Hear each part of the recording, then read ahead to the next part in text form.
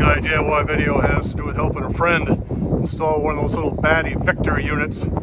We think that this is where either bats or flying squirrels are getting into his house in southern Michigan. So we're going to go put that little bat escape hatch up there, give it a couple days, see what he learns. We're looking at the geometry here in the corner of the house.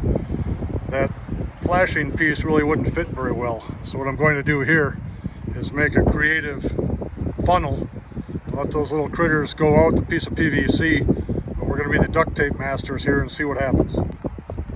This is what the precision OSHA approved job looks like on the east side of the house. This is what the corner critter discharge looks like. It's as close to being hermetically sealed as I can make it. So he's going to put a camera on here, and over the next couple days we'll see if anything tries to go in or hopefully comes out. Thanks for watching. So the name of documenting this for science, my buddy put up one of those $30 Wise cams. He has it set up. Just took a 2x4 with another piece of wood on the base to establish the height. A couple of big zip ties, tied it to the downspout.